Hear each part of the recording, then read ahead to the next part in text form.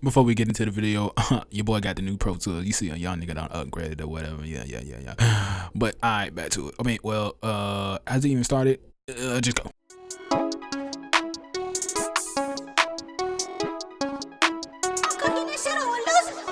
Yo, what's up? This is Lucid, the engineer side. The reason I say that is because I am also a artist and a producer. But today we're just gonna be on the engineer side, using Pro Tools, and I'm gonna be teaching you how I mix my vocals and how I process my vocals. So yeah, about to get into it. But for this video, the song I'm gonna be using is called Down Glocks by Lil Thug 2X or 2 times. I think that's how I said it. Yeah.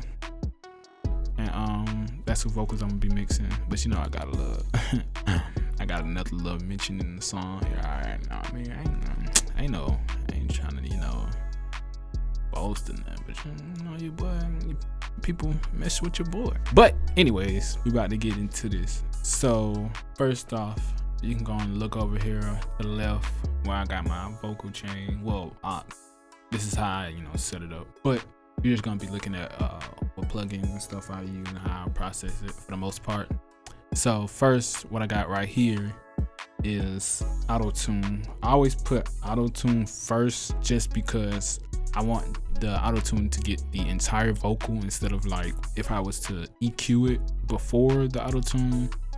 Like say if I add somebody with a low voice or something and I take out kind of a lot of the bottom of their voice, the bass of their voice, and I have the Autotune on like low middle or something like that, it probably wouldn't be able to, like, I guess, like I said, pitch the whole vocal because it needs all of it to know what to pitch.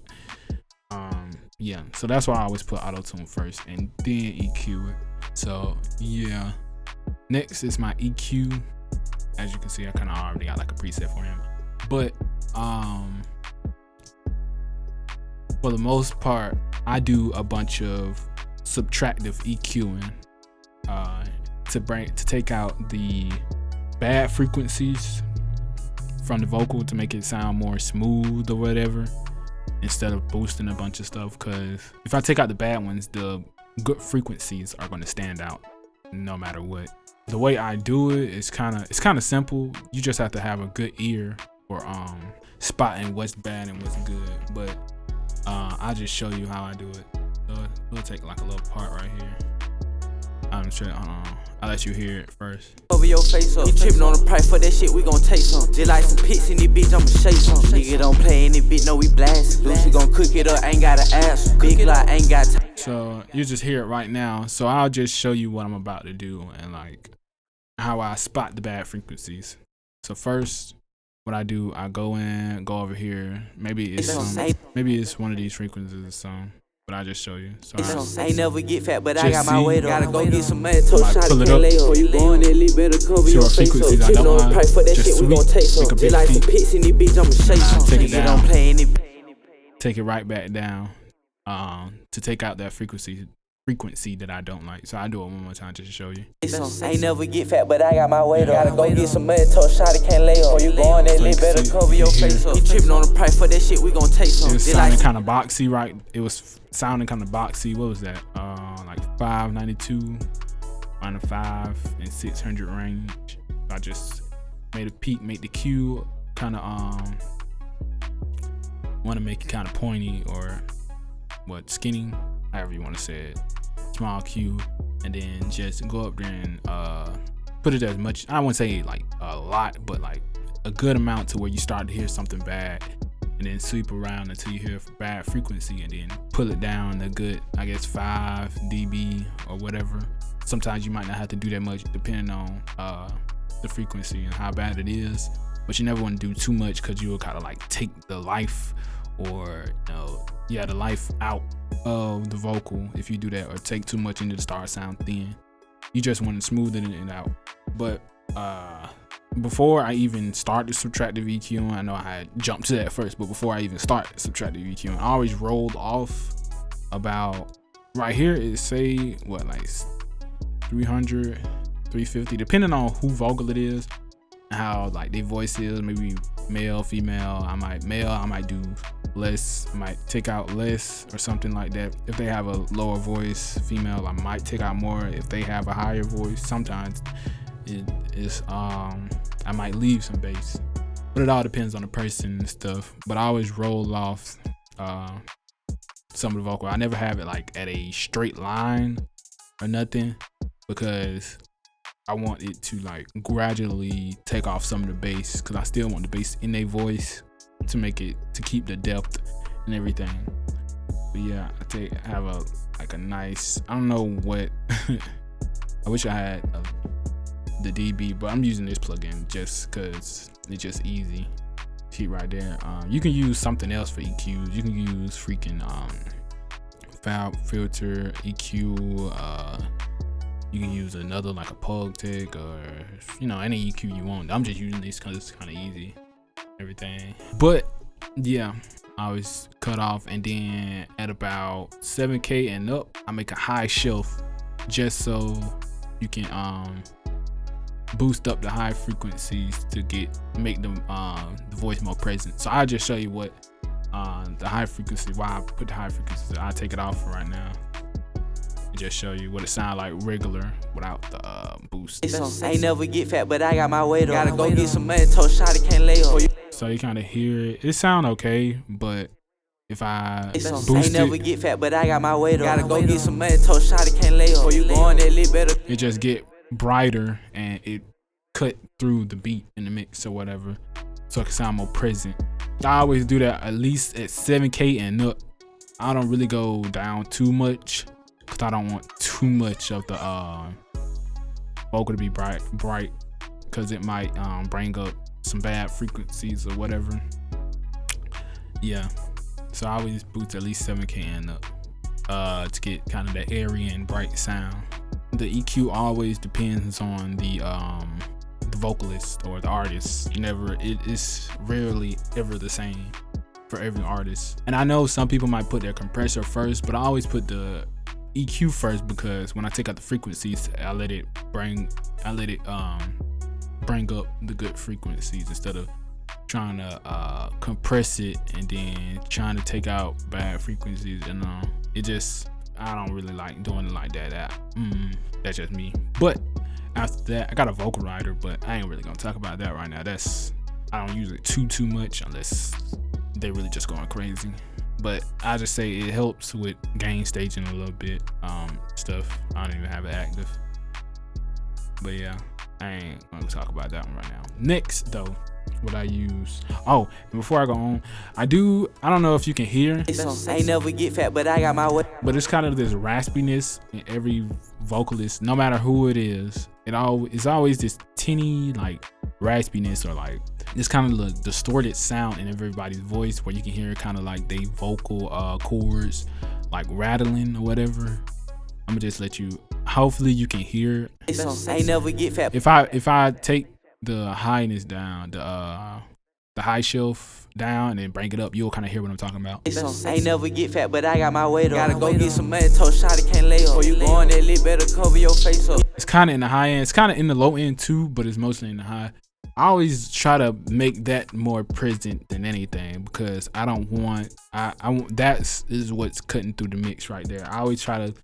The way I kind of thought of it in my head is I try to get the vocal to sound like an 808, like a 808 without much bass. It may not make sense. Like if you know about like synths and stuff, it's kind of this sawtooth type of sound or square sound you gonna hear when you trying to get the vocal to sound right. That's what I try to go for. But yeah, that's just a side note. If you're trying to see what you're trying to go for, that's what I go for, at least, to make it sound smooth but still cutting through. Yeah, now we're gonna go to the RVox. So RVox, it's kind of it's a gate and a compressor, but what it does, instead of it like you have a traditional compressor where you have like what do you have? You have the threshold, and then you have the gain and the what is it called? The release and attack and all that stuff.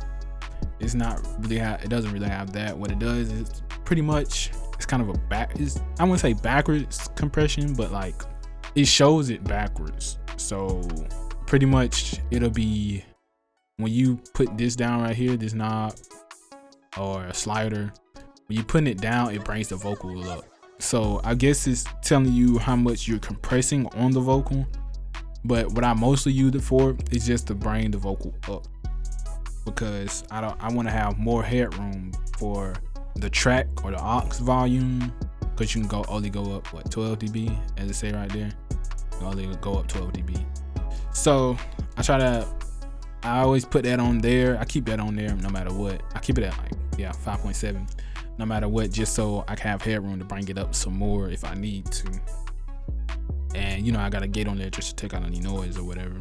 And I never bring the gain down because as you can see, next is the compressor right there, the R compressor. You can, like I said, you can use for the RVox. I mostly use that on here, but compressor, just like the EQ, you can use whatever compressor you want. I just use these because it's just right there. They're simple. But RVox, yeah. I'll just show you though, right quick. Oh, if you smoke, but on this, better say something. Ain't never get fat, see, it's but I got low. my weight. Gotta go get some money, told shawty can't lay up. Before you go on that lit, better. It's kind of compressing it a little bit too, but it doesn't have a ratio. It's just, you know. But yeah, that's the RVox. I keep that on there. Keep that the same settings all the time. Sometimes I might bring the gate up if somebody rapping loud or low. I don't know, sometimes. But I never bring the gain down or the compressor. Compression, yeah. Rarely, but I rarely mess with it. But next, we're gonna go to my compressor. Now, I'll just talk about like hip hop, trap, or whatever. I always use kind of a fast attack and release, depending on the artist too sometimes, but it's mostly the genre. So I always keep a fast attack and release because for rapping, it's just like a bunch of syllables and stuff. Yeah, it's a bunch of syllables and they just constantly going up and down and going through different words or whatever, instead of like maybe pop or something they're singing, so you can kind of back off of the attack or whatever, and the release make it a little bit slower because, you know, you want to let they vocals come in and then tame it while they singing too. But for hip hop, you want to tame almost everything to keep it level because they're constantly going up and down in volume when they, you know, saying different vowels and different words and rapping fast. So yeah, so I got it at 7 right here. I mostly keep it between 7 and 8, 7 and 8.5 probably for the attack, just to catch everything if they rapping fast or slow. Sometimes, you know, you might have like a rapping kind of singing thing, something like Rod Wave or something. You might want to back off the attack or something, and the release back off a little bit because they singing and rapping at the same time. But if you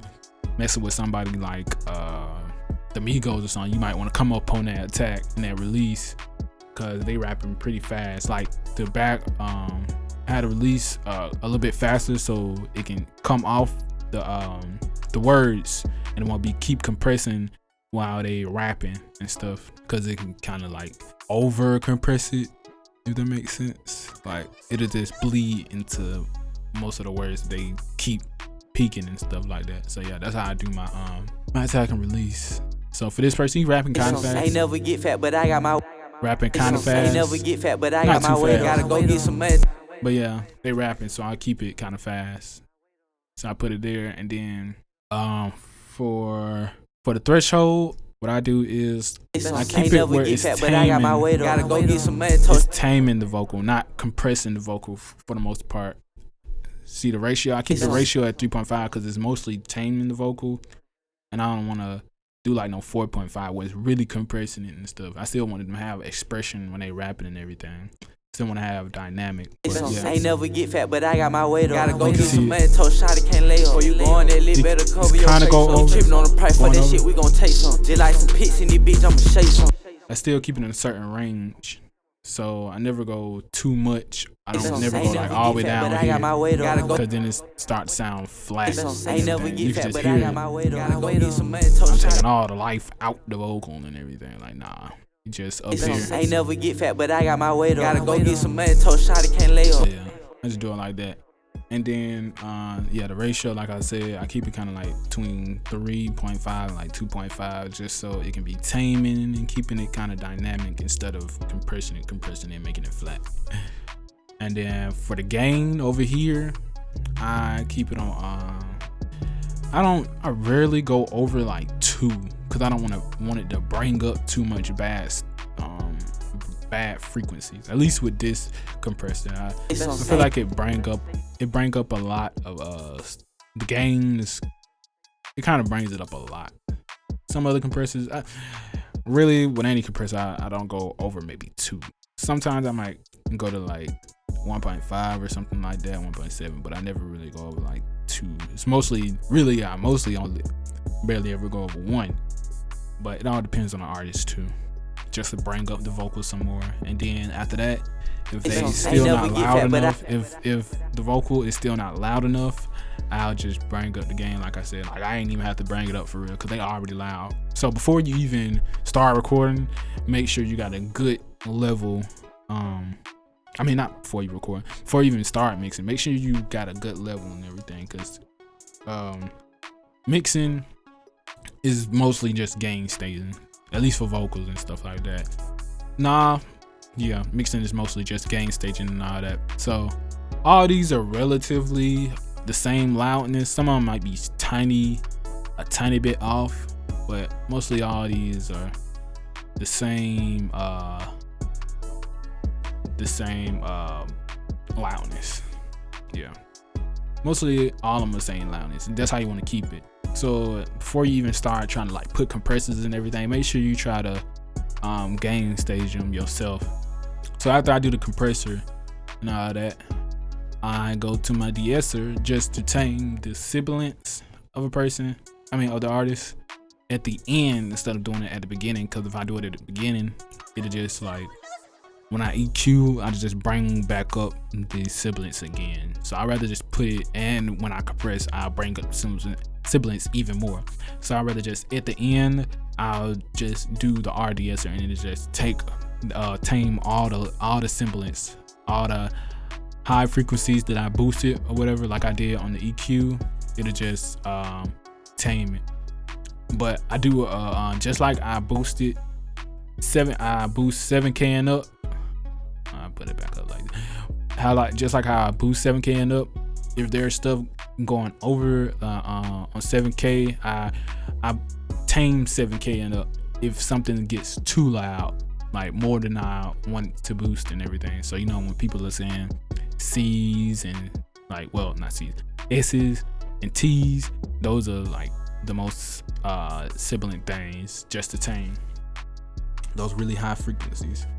So yeah, I got a range of 6, but you can see right here is barely even touching 6, it's like 9, 10. But some people actually go over that. Like, I don't know, you could probably hear when I'm talking, my stuff might go over that a little bit, but depending on the person, you might have to have it to attenuate more.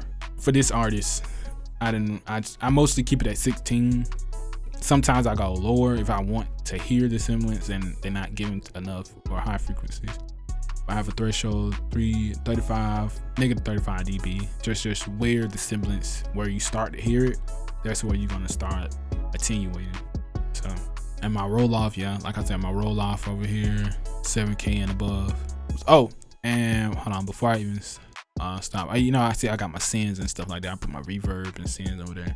I don't know if this really comes down to the vocal mixing, but I mean, I got my sends and everything, my reverb, delay, and delay duck. I tell you about the delay duck only because I think everybody should kind of like know about this. So as you know, you got your delay right here. So what the delay duck is basically a side chain for your delay. If you want your delay to like be heard but not over your vocals, you want to side chain it like how I did. So what I did is I put on my aux down here, on my aux down here, I have a delay, my aux delay, but I put a compressor over here. So with a side chain to the send coming from the verse aux. So first I'll show you, I turn up the delay a lot. I'll show you what happens if you don't have the side chain on it. I just bypass the compressor down there. I'ma shake some. Nigga don't play any bit, no we blast. Lucy gon' cook it up, ain't gotta ask. Big Glock, ain't got time to turn around. Chasing them rats, only thing that don't out. And you hear it like it's in the way of the vocal, like it's almost taking over. But if you side chain it to where every time the vocal comes in, the delay, like I put on there, delay ducks, it'll get out the way, and then when he's not talking, the delay be present more. So I turn it back on just to show you. Can't lay up. Before you go on that lit, better cover your face up. You trippin' on the price for that shit, we gon' take some. Just like some pics in this bitch, I'ma shake some. Nigga don't play any bit, no we blast. Lucy gon' cook it up, ain't gotta ask. Big Glock, ain't got time to turn around. Chasing them rats, only thing that don't out. Talk to the hood shit. So you kind of hear, it's kind of like, I've kind of put it up too much, but it gets out of the way of the vocal for the most part. It pushes the delay down to let the vocal stand out, and then when the vocal is done, well, depending on how much you do your release over here, after that it'll come back in and everything. So, but I just show you how I did it. So first, you put your delay and everything. Then after you put all your, cause I got the effects for my delay, just in case I want to do something. After you put your delay and your on your aux, put a compressor after, and then you want to put a send, make a send like an output or whatever for the delay. So I just make another one. I just put like not a bus. I bus it for what this is, 17 and 18. And so you gonna send 17 and 18 to the delay, the compressor. Where is it? Well, I guess I do 17 since it's mono, whatever. So every time, instead of the delay compressing itself, the compressor is going to respond to the delay. I mean the vocal, and it'll smush down like it would try to do, like it would be doing the vocal, but it'll do it to the delay. Oh, and then I almost forgot, you got to turn it up. So this will be how much vocal is going in there, and basically saying how much it's going to be compressing. Right here. Can't lay up. You can see it kind of reacting. For that shit, we gon' take some. Just like some pics in this bitch. And then so you heard the delay is compressing down. If I take it down, nigga don't play any bit, no we blast. Lucy gon' cook it up, ain't gotta ask. Ain't got time to turn around. Chasing them rats, only thing that don't out. Every time the vocal come in, it pushes the delay back down.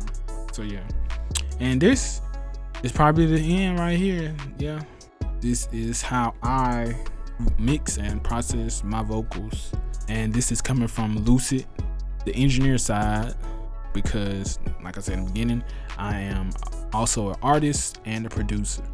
And the song that I was using for this video was Down Glocks by Lil Thug 2 Time.